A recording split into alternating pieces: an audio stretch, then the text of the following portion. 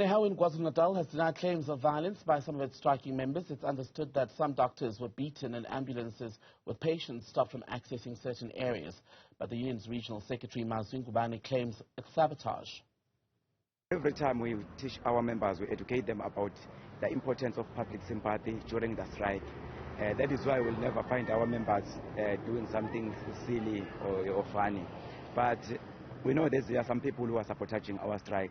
If there is a strike, some people just join them with an intention of ruining the image of the union, especially during this time, because it's the only Nehawu that is on strike at the moment. And there are some people who want to taint the name of Nehawu using our t-shirts, some of them.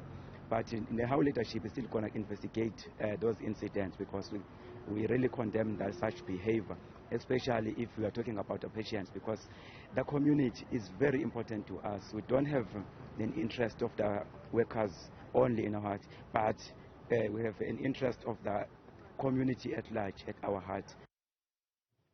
Let's speak now to Helen Joseph Hospital's Emergency Department Head, Dr Patricia Saffy. Doctor, very good evening to you. Thank you for your time.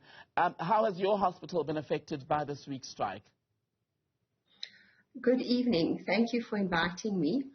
I think Helen Joseph was one of the first hospitals on Monday morning to be involved in this. There were burning tires and the front gates were closed. It was quite a shock to everybody. We had to then find ways in to get to work. There was a lot of fear and intimidation.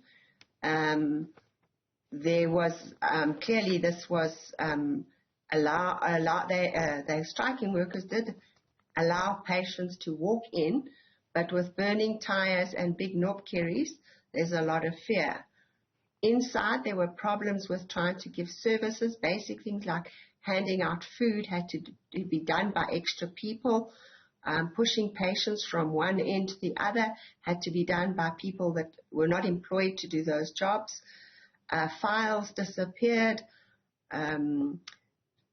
Outpatient books where you have the list of who's supposed to come in and not come in disappeared. And thus patients weren't seen.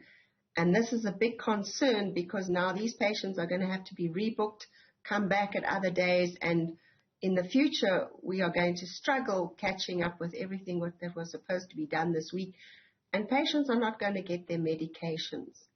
It's a lot. My hospital has sort of come to an agreement, and so there is access points, but now other hospitals like Charlotte have become very aggressive today, which they didn't have the problem on Monday and Tuesday. But I have colleagues in all over the place, and as far as field as Northwest, they've had huge problems with access to hospitals, staff not able to come to work and fearing coming to work, which impacts directly on the patients who then don't get the care they need. So it affects all of us, and our patients and the staff. Just on the issue of missing records, missing paperwork around bookings, for example, do you believe that that's been taken by the striking workers or just misplaced somewhere in the building? I doubt it's misplaced, because every day for years and years it's there, and then suddenly it's not there at the particular time when people are striking. These are not files, specific booking books locked up in outpatients who are expected, to do this particular job every single day, and it suddenly disappears. And what category or categories of patients would be affected by that sort of issue, and how quickly are you able to rebook, for instance? Well, it's difficult if you'll find. Fortunately, we live in a country where our filing systems are not computerized. So hopefully the book reappears at some stage, because how do you book somebody if you haven't got the book to see when your next appointment is? And all these people have probably waited a good month to 6 weeks to get their appointment, or what's their next appointment for their follow-ups for medication. And now they can't access their medication. And what sort of illnesses would they be dealing with? Pardon me, Doctor. Well, this is everything. I mean, this goes from basic we're a tertiary hospital, so it's not only basic things, which is at the clinics. I mean, our clinics are being closed and threatened as well. So basic hypertension medication can't be accessed if you can't go to your clinic. When you're coming to a more tertiary hospital, in our hospital, endocrine things, diabetic control of difficult patients won't be managed. Their diabetes will go out of control. Difficult things like follow-up for retroviral medication, for TB medication, allows those patients to default and then they come in sicker a month later. These are all difficult problems. From the point of view of the emergency department, our sister hospitals are closed, and now we are having to carry the load, which is huge, of anything from where they should have gone to another hospital, they're coming to our hospital with the car accidents or industrial accidents or bad medical conditions like a stroke. We are going to be overloaded because Charlotte is not allowing patients in at all. And our other hospital next door to us is also not allowing patients in. So you can imagine the few staff that are at our hospital are now tripling their load, which isn't good for any patient. If you've got a few doctors in one hospital working and a few nurses in one hospital and the hospitals around them are not working, you are going to have a huge load of sick patients to deal with beyond your capacity. And that's the definition of a disaster. Right, and just on the issue of staffing, staff, as you're saying, tripling their load. We are on day 3 now of this industrial action being led by Nehawu. How are you staffing your wards at the moment? What is attendance as far as workers looking like within the facility?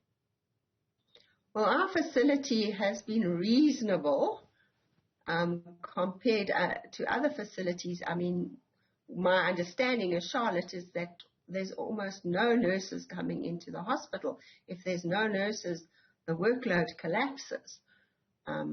You can't look after your patients if you have one nurse in a ward of 30 or so patients. That they are going to have struggled to do that.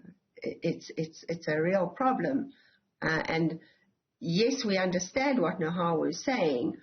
And I obviously I'm a public servant myself, and we understand the frustrations of lack of increases and that, but we also have to understand that our patients are struggling. We've just gone through COVID.